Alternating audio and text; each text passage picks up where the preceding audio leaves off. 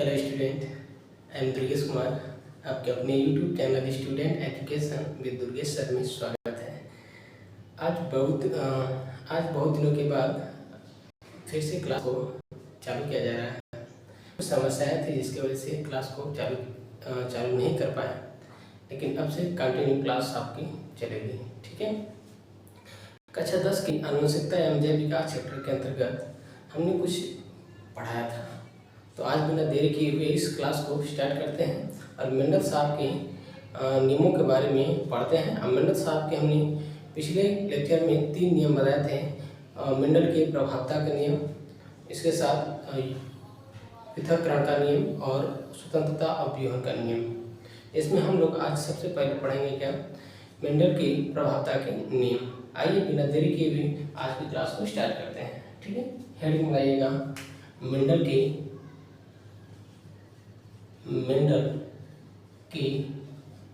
प्रभावता के नियम।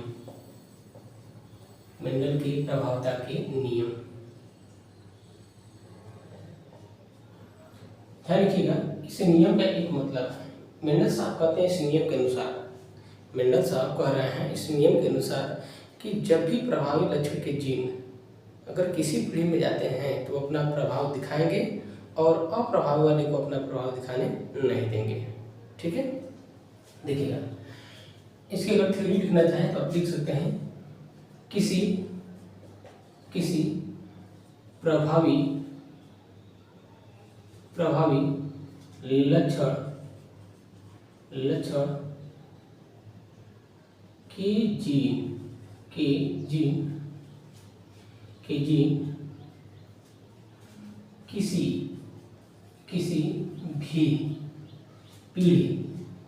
किसी भी पीढ़ी में जाते हैं तो वह अपना प्रभाव दिखाते हैं और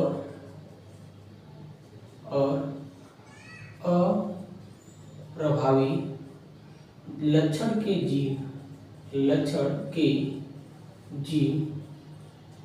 को अपना प्रभाव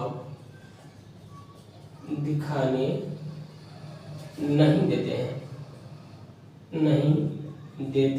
हैं। ठीक है, दिमाग में बात रखिएगा, नहीं देते हैं। यहाँ ध्यान रखिएगा, कौन से अप्रभावी लक्षण के जीन लक्षण के जो जीन होंगे वो उनको अपना प्रभाव दिखाने नहीं देते हैं। दूसरी बात ध्यान रखिएगा, ये जो है मेंडल साहब ने, ध्यान रखना, ये जो है मेंडल साहब ने एकल संकरण के लिए दिया था। आपसे पूछा जाए कि मेंडल साहब ने प्रभावता के नियम किसके लिए दिए हैं, तो एकल संकरण के लिए दिए हैं। किसके लिए? एकल संकरण के लिए। ठीक है। और ध्यान रखिएगा, इसमें ध्यान रखिएगा जो भी लक्षण, ध्यान रखिएगा इसमें देखिए साफ साफ लिखा गया था, किसी प्रभावी लक्षण के जीन किसी प्रभावी लक्षण के जीन किसी भी पीढ़ी में जाते हैं तो वह अपना प्रभाव दिखाते हैं और अप्रभावी लक्षण के जीन को अपना प्रभाव दिखाने नहीं देते हैं। जैसे ध्यान रखिएगा, इसके लिए ध्यान रखिएगा मेंडल साहब ने एक क्रॉस बनाया। क्या कराया? क्रॉस। उस क्रॉस का नाम है क्या? एकल संकर।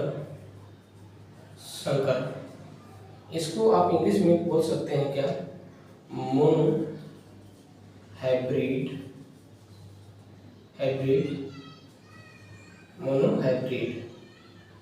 ठीक। अब इसकी थ्योरी क्या होती है, इसकी थ्योरी आप लिख लीजिएगा। जब एक लक्षण की वंशागति को देखकर संकरण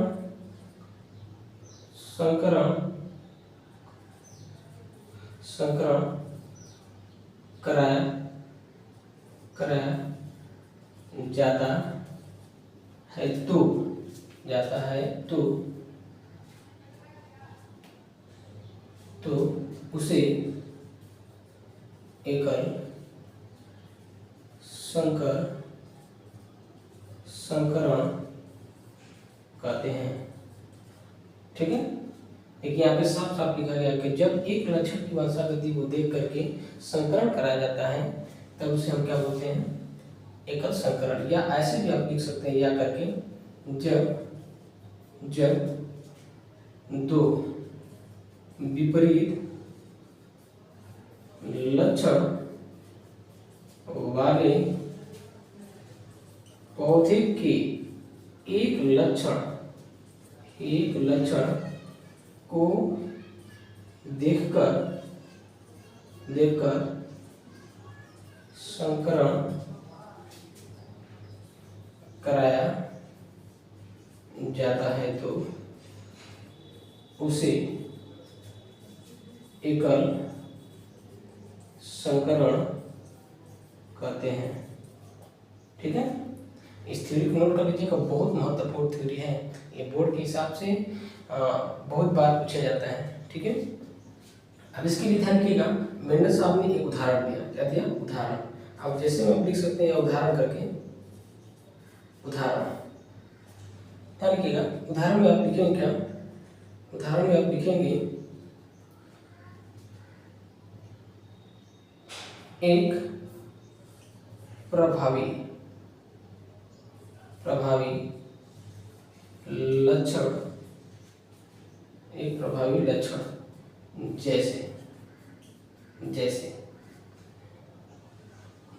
जैसे पौधे की लंबाई का संकरण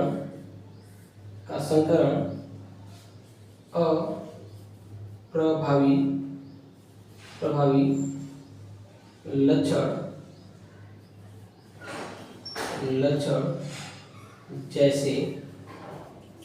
जैसे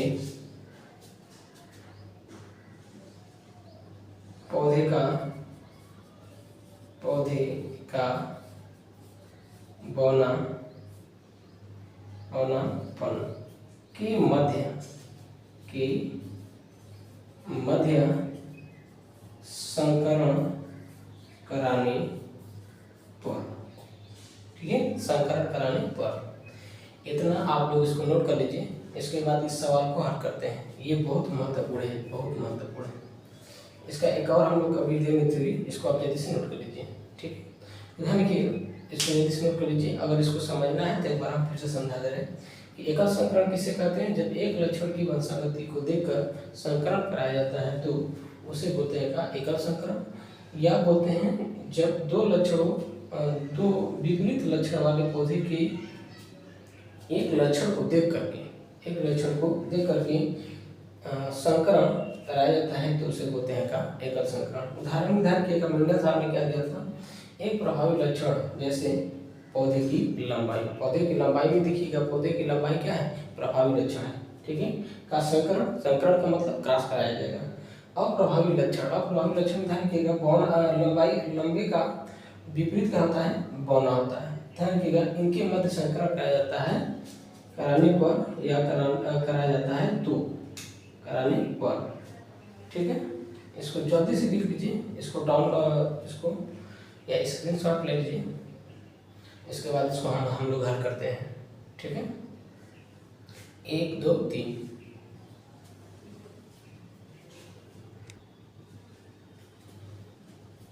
आप सभी ने नोट कर लिया होगा। ठीक है, उसी का एक हम लिख देते हैं, उसी का ध्यान रखिएगा, या करके लिख लीजिएगा। उदाहरण में एक शुद्ध लंबा पौधे का संकरण बौनी पौधे में एक शुद्ध लंबा पौधे का संकरण बौनी पौधे में कराने पर प्राप्त संतति।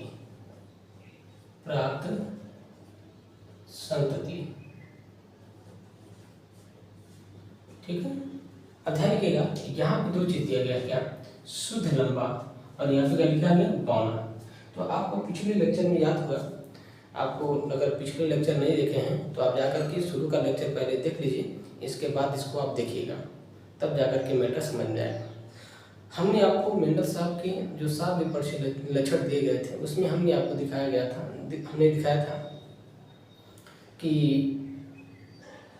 एक प्रभावी होता है, एक अप्रभावी होता है। तो प्रभावी ध्यान रखिएगा, हमने दिखाया था पौधे की लंबाई पौधे की लंबाई कैसी थी, लंबा, बीज का आकार गोलाकार, ऐसा समथिंग करके बताया था। ठीक है, और उसी का विपरीत एक लक्षण और बताया था। ठीक है, तो यहाँ ध्यान रखिएगा, लंबा को इंग्लिश में क्या बोलते हैं, टाल।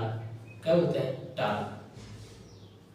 क्या बोलते हैं, टाल। जबकि बॉडी को बोलते हैं का, ड्वार्फ बोलते हैं। क्या बोलते हैं, ड्वार्फ। ठीक है, इसको ध्यान रखिएगा। आप यहाँ संकरण कराते समय में भी आप ध्यान रखिएगा कि अगर यहाँ लिखा गया का ये लंबा, क्या है, लंबा, और ये क्या है, पौना। लेकिन संकरण कराने से पहले हम करते क्या है कि लंबे पौधे की पहले लेटर को, लंबी ध्यान रखिएगा, लंबा पौधे की इंग्लिश के पहले लेटर को हम लोग क्या करते हैं, लिख लेते हैं। ठीक है, इसके बाद मेंडल कहते हैं कि किसी भी लक्षण को निर्धारित करने के लिए एक नहीं, एक जोड़ी जीन का होना अति आवश्यक है। तो वहाँ पे एक है तो एक और बढ़ा देंगे तो क्या हो जाएगा, एक जोड़ी जीन। और ध्यान रखिएगा, ये जो है कैपिटल टी ये बताया है कि पौधा कैसा है, लंबा है। और ध्यान रखिएगा दोनों एक समान है, तो क्या ये शुद्ध होगा कि नहीं होगा, हाँ शुद्ध होगा। अब इसको हम लोग ध्यान रखिएगा, इसको हम लोग मान लेते हैं जनक। क्या मानेंगे, जनक। इसके लिए क्या लिखेंगे, क्या डी लिखेंगे, टी नहीं लिखेंगे। इसी शब्द का हम क्या करेंगे, विपरीत लिखेंगे। ठीक है, ध्यान रखिएगा, लंबाई वाले पौधे का या प्रभावी लक्षण वाले पौधे के जीन के विपरीत हम लोग लिखेंगे अप्रभावी वाले के लक्षण। ठीक है, यहाँ पे कुछ भी दे उससे कोई लेना देना नहीं है। आपको ध्यान रखना है कि जो लंबे वाले का या जो प्रभावी लक्षण का जीन लिखा जाएगा उसी का विपरीत यानी कि उल्टा या स्मॉल लेटर लिखा जाएगा। तो यहाँ पे बौनेपन के लिए लगा देते हैं क्या, स्मॉल टी। और ध्यान रखिएगा, ये बता रहा है कि पौधा कैसा है, बौना, और ये भी क्या है, प्रकार का जनक है। ठीक है, ध्यान रखिएगा, इन दोनों के मध्य संकरण कराने से पहले हमें बनाना पड़ता है क्या, युग्मक। क्योंकि यहाँ ध्यान रखिएगा, एक नहीं दो जनक है, एक ध्यान रखिएगा इधर है और एक इधर है।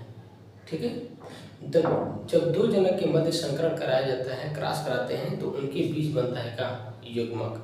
और आपने पढ़ा होगा लैंगिक जनन में क्या होता है कि जब दो जनक के बीच में संकरण कराया जाता है या क्रॉस होता है तो उनके युग्मकों का संलयन होता है। तो यहाँ पे ध्यान रखिएगा, ये दो जनक हैं, तो इन दो जनक के मध्य संकरण कराने से पहले हमें क्या बनाना पड़ेगा, युग्मक। तो ध्यान रखिएगा, युग्मक बनाने के लिए हमें करना क्या होगा, इन दोनों जीन को अलग अलग कर देना होगा। क्या करना होगा, अलग अलग। ध्यान रखिएगा, इसको हम लोग कर देते हैं ऐसे, कैपिटल टी इधर और कैपिटल टी इधर भी कर देते हैं क्या, इस प्रकार से, स्मॉल टी इधर और स्मॉल टी इधर, आधा आधा होगा। ठीक है, इसको हम लोग बोलेंगे क्या, युग्मक। क्या बोलेंगे, युग्मक। और इसको भी हम लोग क्या बोलेंगे, युग्मक। क्लियर है। अब ध्यान रखिएगा, अब इसके साथ हम लोग संकरण कराएंगे। आप चाहें तो इस तरह से संकरण करा सकते हैं, यहाँ पर लिखेंगे क्या, कैपिटल टी स्मॉल टी, और यहाँ पे इसके साथ संकरण कराएंगे तो आप क्या लिख सकते हैं, कैपिटल टी स्मॉल टी। इसके साथ कराएंगे कैपिटल टी स्मॉल टी, और इसके साथ कराएंगे तो कैपिटल टी स्मॉल टी। ठीक है, एक ध्यान रखिएगा। और ये जो प्राप्त पीढ़ी हुई है इसको बोला जाता है AF1 पीढ़ी। क्या बोलेंगे, AF1 पीढ़ी। ठीक है, जनक से जो पीढ़ी प्राप्त होगी, जो बच्चे प्राप्त होंगे उसे क्या बोलेंगे, AF1 पीढ़ी। क्या बोलेंगे, AF1 पीढ़ी। ठीक है, ये तरीका हो गया। लेकिन आपको कहेंगे सर जी ऐसे तो पूरा एकदम इधर उधर हो जा रहा है खींचने में। इधर किएगा, इस मैटर को सुलझाने के लिए एक वैज्ञानिक है जिनका नाम है पुनीत नामक वैज्ञानिक ने ध्यान रखिएगा, इस मैटर को सुलझाने के लिए एक वर्ग दिया, एक मेथड दिया, जिसको बोला जाता है पुनीत वर्ग विधि, वर्ग विधि। अब इसमें होता क्या है, इसको आप ध्यान रखिएगा। जैसे ही आप इस तरह का सवाल लगाए होंगे कभी वर्गमूल वगैरह का सवाल लगाया तो सेम ऐसे ही। अब इसमें करेंगे क्या, ये ध्यान रखिएगा, ये इस प्रकार से हम लोग इसको दर्शा देते हैं, एक मेल एक फीमेल। इसका जो युग्मक होगा, जो प्रभावी लक्षण के युग्मक होंगे इसको लंबवत लिखेंगे, जो अप्रभावी के लक्षण होंगे उसको अनुप्रस्थ लिखेंगे। तो इसका युग्मक क्या है, कैपिटल टी और कैपिटल टी। तो यहाँ पर देखिए कैपिटल टी और एक बार फिर पाई खींचेंगे, स्प्रिंग पर लिख देंगे कैपिटल टी। ओके, दूसरे वाले का स्मॉल टी, ध्यान रखिएगा पहले वाले स्मॉल टी को यहाँ पर लिखते हैं और दूसरे वाले स्मॉल टी को यहाँ पर लिखते हैं। इस प्रकार से ये हो गया, ठीक है, ये इस प्रकार से हो गया। अब देखिए इसको क्रॉस कराते हैं इससे, तो ये कैपिटल टी और ये स्मॉल टी, इन दोनों का जब क्रॉस कराएंगे तो यहाँ होगा क्या, कैपिटल टी और स्मॉल टी। ध्यान रखना हमेशा लिखते समय सबसे पहले कैपिटल लेटर को लिखेंगे, बाद में क्या लिखेंगे, स्मॉल लेटर, ठीक है। अब इसका इसके साथ कराएंगे तो यहाँ भी क्या होगा, कैपिटल टी और स्मॉल टी। इसका इसके साथ कराएंगे तो कैपिटल टी स्मॉल टी, इसका इसके साथ कराएंगे तो कैपिटल टी स्मॉल टी। ये सही है कि ये सही है, ये इधर उधर चला जा रहा है, समझ में नहीं आ रहा, लेकिन ये बेहतर है ये, ठीक है। ध्यान रखिएगा ये जो पीढ़ी आई है इसको बोला गया F1 पीढ़ी, क्या बोला गया, F1 पीढ़ी। क्लियर है। अच्छा एक चीज और ध्यान रखिएगा, अब ध्यान रखिएगा यहाँ पे जितने भी बच्चे पैदा हुए, जितने भी पौधे प्राप्त हुए हैं, सभी के सभी क्या है, एक समान है, सभी के सभी क्या है, एक समान। अब ध्यान रखिएगा यहाँ पे जो प्रभाव देखिए, इसमें प्रभावी लक्षण का क्या है, प्रभावी लक्षण की है, प्रभावी लक्षण का कैपिटल टी है और अप्रभावी का क्या है, स्मॉल टी। कैपिटल टी बता रहा है कि पौधा कैसा है, लंबा, और स्मॉल टी बता रहा है पौधा कैसा है, बौना। लेकिन इसमें तो सभी दोनों हैं। ध्यान रखिएगा मेंडल का प्रभावता का नियम कहता है क्या, कि जहाँ पर प्रभावी लक्षण के जीन होंगे वहाँ अपना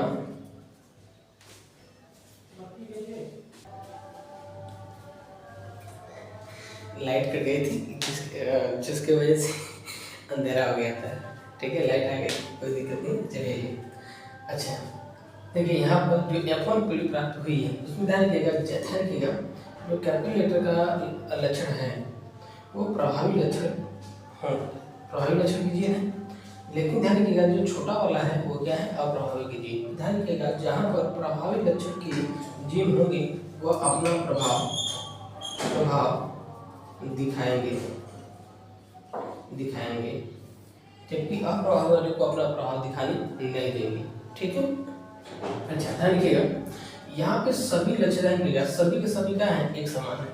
जब सभी के सभी एक समान है तो यहाँ पे ध्यान देना, मेंडल साहब कहते हैं क्या, मेंडल साहब का प्रभावता का नियम क्या कहता है कि जहाँ पे प्रभावी लक्षण होंगे वो अपना प्रभाव दिखाएंगे, अप्रभावी वाले लक्षण के जीन को अपना प्रभाव दिखाने नहीं देंगे। जब ये अपना प्रभाव नहीं दिखाएगा तो प्रभाव क्या दिखाएगा, ये वाला। तो ये क्या है, कैपिटल टी किसके लिए, लंबापन के लिए। तो ध्यान रखिएगा यहाँ पे सभी पौधे क्या है, लंबा है, तो लिखेंगे F1 पीढ़ी में सभी पौधे लंबे प्राप्त हुए, ठीक है। क्या है, सभी लंबे क्या है, प्राप्त, सभी लंबे पौधे प्राप्त हुए। लेकिन आपसे क्वेश्चन पूछा जा रहा है कि ये लंबा जरूर है, ये भी लंबा जरूर, ये भी लंबा जरूर, ये भी लंबा है मेंडल के अनुसार, ठीक है। क्या ये सभी के सभी शुद्ध हैं या अशुद्ध है। ध्यान रखिएगा यहाँ पे, ध्यान रखिएगा कैपिटल बड़ा लेटर एक स्मॉल लेटर है। ध्यान रखिएगा अगर दोनों एक समान होता तब जाकर के शुद्ध कहलाता, लेकिन यहाँ पे दोनों एक समान नहीं है जिसकी वजह से इसको शुद्ध नहीं कहेंगे। तो यहाँ पे आप कह सकते हैं कि F1 पीढ़ी या F1 पीढ़ी में प्राप्त संतति संकर संतति है। संकर का मतलब होता है हाइब्रिड, क्या होता है, हाइब्रिड। ध्यान रखिएगा इस प्रकार की, जिसमें ध्यान रखिएगा अगर इसी को अगर हम लिखते थे क्या, कैपिटल टी, तो ये होता क्या, शुद्ध, क्योंकि दोनों क्या है, एक समान, बस में। लेकिन यहाँ पर ऐसा कुछ नहीं है जिसकी वजह से इसको लिखा गया है हाइब्रिड या संकर। अब मेंडल साहब करते क्या है, ध्यान रखिएगा। मेंडल साहब कर क्या रहे हैं, मेंडल साहब कह रहे हैं कि F1 से, या कह सकते हैं कि मेंडल साहब कह रहे हैं कि F2 पीढ़ी प्राप्त करने के लिए, कौन सी F2 पीढ़ी, कौन सी F2 पीढ़ी प्राप्त करने के लिए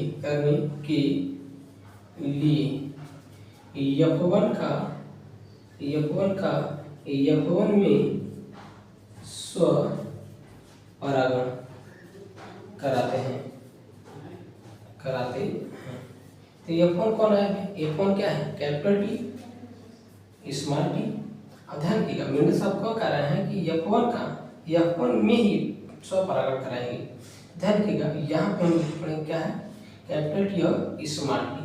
अब इसका इसी में संकरण कराएंगे, तो यहाँ पे लिख सकते हैं क्या, कैपिटल टी और स्मॉल टी, या करके आप ऐसे लिख सकते हैं F1 क्रॉस F1। तो F1 क्या आया, कैपिटल टी और स्मॉल टी, और दूसरा का भी F1 क्या है, कैपिटल टी और स्मॉल टी। ठीक है, इसका हम क्या कराएंगे, इसी में स्व परागण। स्व परागण का मतलब होता है सेल्फ पॉलिनेशन, यानी कि स्वयं से परागण कराना। ठीक है, यहाँ तक आपको इसको नोट कर लीजिए या स्क्रीनशॉट ले लीजिए। इसके बाद F2 पीढ़ी हम लोग प्राप्त करते हैं, F2 पीढ़ी कैसे प्राप्त करते हैं इसके बारे में चर्चा करते हैं। ठीक है, जल्दी से इसको नोट कर लीजिए और अच्छे से आप लोग नोट्स बनाइएगा, क्योंकि यहाँ से क्वेश्चन बहुत बार पूछे जाते हैं और इनसे जो क्वेश्चन बनेंगे हम उस क्वेश्चन को आपको बताएंगे। ठीक है, कि किस प्रकार से बोर्ड इन सभी क्वेश्चनों को पूछता है, यहाँ से कैसे क्वेश्चन को पूछता है। जल्दी से इसको आप लिख लीजिए या स्क्रीनशॉट करके रख लीजिए और इसका नोट्स में आप मेंशन कर लीजिएगा। ठीक है, आइए हम लोग पढ़ते हैं क्या, F2 पीढ़ी कैसे प्राप्त करें। ठीक है, जल्दी से कर लीजिए। आइए हम लोग प्राप्त करते हैं क्या, F2 पीढ़ी। F2 पीढ़ी प्राप्त करने के लिए भी हमें क्या बताया कि मेंडल साहब ने क्या कहा है कि F2 पीढ़ी प्राप्त करने के लिए F1 में स्व परागण, सेल्फ पॉलिनेशन करना है। तो F1 क्या है भाई, कैपिटल टी और स्मॉल टी। अब इसी का कह रहा है F1 का, देखो F1 में क्या कराना है, स्व परागण। तो यहाँ पे लिख दें क्या है F1, देखो आप ऐसे लिख सकते हो F1 क्रॉस F1। तो F1 का क्या आया था, या करके लिख सकते हैं capital T small T, cross करा सकते हैं कैपिटल टी स्मॉल टी। ध्यान रखिएगा ये क्या है, जनक है। और कौन से जनक है, ये संकर जनक है। कौन से, संकर जनक। और ये कैसे जनक है, ये लंबा है। कैसा है, लंबा। ठीक है, संकर लंबा, आप ऐसे लिख सकते हैं, इसको लिख सकते हैं क्या, संकर लंबा। ठीक है, आइए इसको क्रॉस करते हैं, कैपिटल टी स्मॉल टी का क्रॉस कराते हैं कैपिटल टी स्मॉल टी में। ठीक है, ये ध्यान रखिएगा, संकर लंबा, और ये भी क्या है, संकर लंबा। ये ध्यान रखिएगा, ये एक है और ये यहाँ एक है। इससे पहले हमने आपको बताया ना कि जब दो जनक के मध्य क्रॉस कराते हैं, तो क्रॉस कराने से पहले हमें क्या बनाना पड़ता है, युग्मक। और युग्मक बनाने के लिए क्या करना पड़ता है, इस जो एक जोड़ी जो जीन है इन सभी को क्या करना पड़ता है, अलग करना पड़ता है। तो यहाँ पे हम लोग करेंगे क्या, इस वाले जनक की जो जीन है इनको हम लोग क्या करेंगे, अलग कर देंगे। तो एक में जाएगा कैपिटल टी, दूसरे में जाएगा स्मॉल टी। ठीक है, ये क्या है, युग्मक है। क्या है, युग्मक। सेम इसमें भी करेंगे, एक में जाएगा कैपिटल टी, दूसरे में स्मॉल टी। ये भी क्या बन गया, युग्मक बन गया। ठीक है, युग्मक का मतलब होता है गैमेट। क्या होता है, गैमेट। अच्छा, आप कहेंगे कि युग्मक होता ही क्या है, तो ध्यान रखिएगा, जिसके अंदर गुणसूत्र की संख्या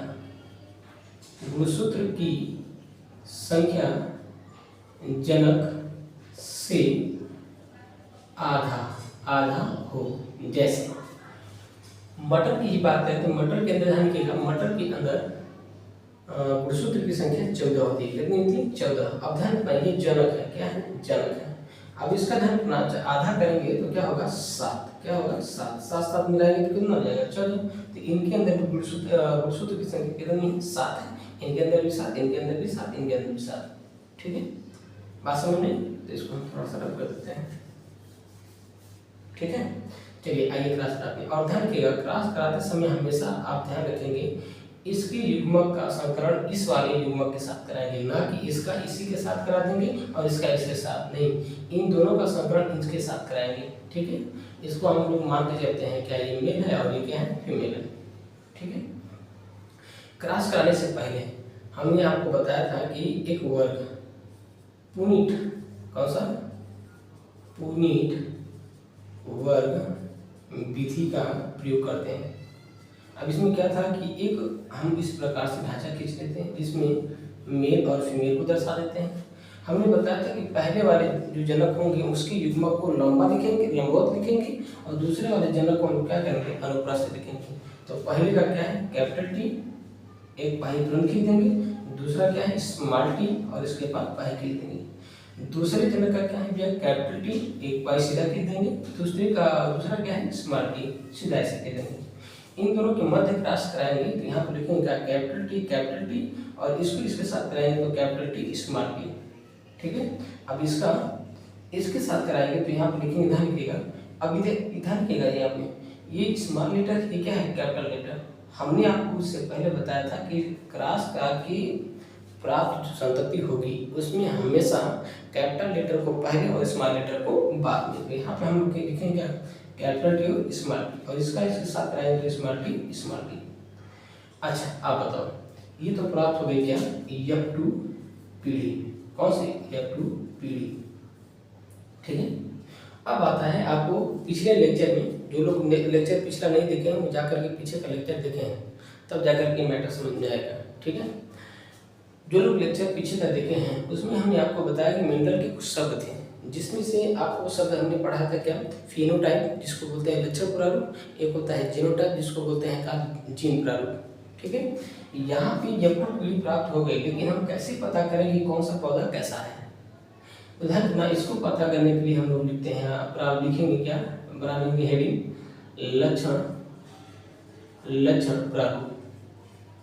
लक्षण प्रारूप, जिसको बोलते हैं का फिनोटाइप। क्या बोलेंगे, फिनोटाइप। लक्षण प्रारूप का मतलब क्या होता है, लक्षण प्रारूप का मतलब होता है कि किसी भी जीव के आकार, आकृति, स्वभाव, रंग, रूप को देख करके पहचान करना ही क्या कहलाता है का लक्षण प्रारूप। तो इसमें अगर आकार देखा जाए, लंबाई देखी जाए या समथिंग जो भी कैरेक्टर देखा जाए तो इसमें क्या है, ये क्या है कैपिटल टी किसके लिए लगा है, कैपिटल टी क्या बोलता है, सर जी ये पौधा कैसा है, लंबा है, लंबा पौधा है, कैसा है, लंबा। जबकि स्मॉल टी क्या बोलता है, सर जी ये कैसा है पौधा, बौना, पौधा कैसा है, बौना है। तो इसमें आप देखिए क्या है, ये पौधा कैसा है, लंबा है। ध्यान रखिएगा कैपिटल टी है ना, कैपिटल टी, तो यहाँ पर लिखेंगे लंबा, क्या लिखेंगे, लंबा। ठीक, अब हम चेक करेंगे कि कितना लंबा है। कैपिटल टी उपस्थित है तो ये कैसा है, लंबा है। ठीक है, एक हो गया, यहाँ पे ये लंबा हो गया। दूसरा यहाँ पे कैपिटल टी स्मॉल टी, ये मेंडल साहब की प्रभावता कहीं क्या करता है कि जहाँ पे प्रभावित जिन होंगे वो अपना प्रभाव दिखाएंगे और अप्रभाव वाले को अपना प्रभाव दिखाने नहीं देंगे। तो जब ये अपना प्रभाव नहीं दिखाएगा, ये दिखाएगा, ये पौधा कैसा हो जाएगा, लंबा। ये भी ध्यान रखना चाहिए, ये भी क्या है, लंबा, और ये भी क्या है, लंबा। लेकिन ये कैसा है, स्मॉल टी, ये भी क्या होता है, क्या है, बौना पौधा है। तो यहाँ पे लिखेंगे क्या, एक है क्या, बौना। ध्यान रखिएगा यहाँ पे दो पौधे प्राप्त हुए हैं, एक कैसा प्राप्त हुआ है, लंबा, और एक कैसा, बौना। अब हम लोग करेंगे क्या, इनकी काउंटिंग करेंगे कि कितना लंबा है, कितना बौना है। ध्यान रखिएगा ये भी लंबा, ये भी लंबा, ये भी लंबा। तो लंबे पौधे कितने प्राप्त हो गए, 3, कितने, 3, और एक क्या प्राप्त हुआ है, बौना। क्लियर है, ठीक। अब हम लोग हेडिंग डालते हैं क्या, जीनोटाइप या जीन प्रारूप, जिसको इंग्लिश में बोला जाता है का जीनोटाइप। ठीक है, अब इसमें क्या होता है, जीनोटाइप का मतलब ध्यान रखिएगा, जीन को देख करके हम लोग पता लगाएंगे कि कौन कैसा है। किसी भी जीव के जीन को देख करके उसका कैरेक्टर पता करना, लक्षण पता करना कहलाता है का जीन प्रारूप। अच्छा ये ध्यान क्या, ये भी एक जीन है, ये भी एक जीन है। तो ये कैपिटल टी दोनों क्या है, एक समान। तो जो दोनों एक समान है तो ये कैसा है, शुद्ध है, ऐसा है, शुद्ध है। लेकिन कैपिटल टी क्या बता रहा है कि सर ये पौधा कैसा है, लंबा है। तो ध्यान रखिएगा शुद्ध लंबा पौधा, ठीक है। अब ध्यान रखना, अब शुद्ध लंबा पौधा निकला है तो इसको काउंट करेंगे। कट हुआ इसमें कोई और दिख रहा है, कैपिटल टी स्मॉल टी। तो यहाँ पे कैपिटल टी कितना है, एक है, ठीक है, जिसको आप ब्रैकेट में लिख सकते हैं क्या, कैपिटल टी, ठीक है। अब दूसरा चेक करें क्या, ये क्या है, ध्यान रखिएगा मेंडल के हिसाब से मेंडल साहब ने कहा था कि जहाँ पर प्रभावी चिन्ह होंगे वो अपना प्रभाव दिखाएंगे, अप्रभाव वाले को अपना प्रभाव दिखाने नहीं देंगे। तो ये जब अपना प्रभाव नहीं दिखाएगा तो ये भी कैसा होगा, लंबा। तो देखिए ये लंबा कैसा है, ये शुद्ध है, नहीं ये शुद्ध नहीं, ये कैसा है, अशुद्ध है। लेकिन हम अशुद्ध नहीं लिखेंगे, लिखेंगे क्या, संकर लंबा। और संकर लंबा है, ध्यान रखिएगा। तो अब इसको हम लोग काउंट करेंगे, ये कितना है, ये तो है नहीं, ये है और ये है, यानी कि ये दोनों, ध्यान रखिएगा ये दोनों क्या है, संकर लंबा। तो इसको लिख सकते हैं का कितना है, 1 2, ध्यान रखिएगा यहाँ पे लिख सकते हैं का 2, या ब्रैकेट में आप लिख सकते हैं capital T small T, clear है। और एक ध्यान रखिएगा ये क्या है, कैसा है, बौना है। अभी आपके मन में ये दिमाग में रहेगा, बौना पौधा है, बौना पौधा। आपके दिमाग में होगा कि सर ये भी शुद्ध है, नहीं, ध्यान रखना यहाँ पे हम शुद्ध शब्द का प्रयोग नहीं करेंगे, जो अप्रभावी वाले होंगे वहाँ पे अशुद्ध का प्रयोग नहीं करेंगे, वो हमेशा क्या होंगे, ध्यान रखिएगा वह शुद्ध ही होते हैं, ठीक है। ध्यान रखना बौना पौधा कितना है, 1 है। अर्थात करके आप लिख सकते हैं का अर्थात रेशियो कितना है, पहले का रेशियो कितना है, 1, दूसरे का 2, तीसरे का 1। तो इसको अर्थात करके लिख सकते हैं का 1:2:1, 1:2:1, ठीक है। तो आपसे ध्यान रखना चाहिए, ये आ गया आपका रिजल्ट। आपसे बोर्ड पूछ सकता है, बोर्ड आपसे क्वेश्चन पूछ सकता है कि एकल संकरण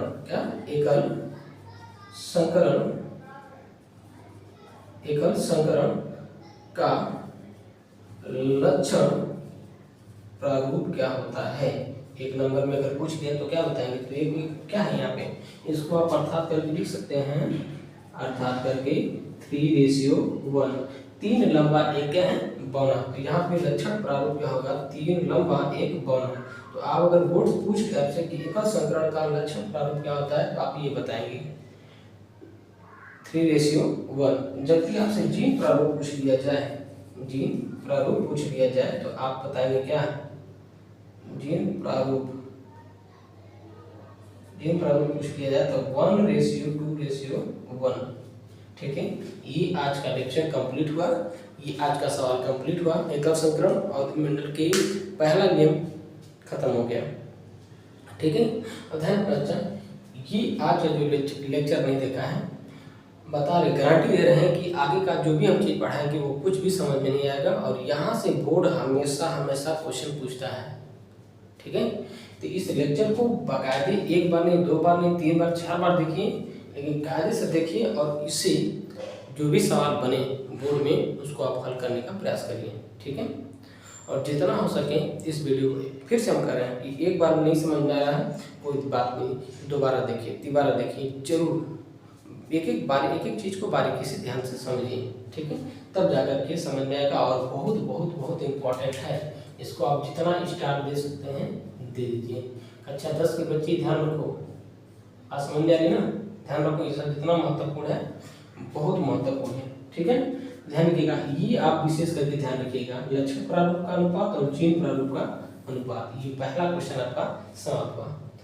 आज के लेक्चर को हम लोग यही समाप्त करते हैं।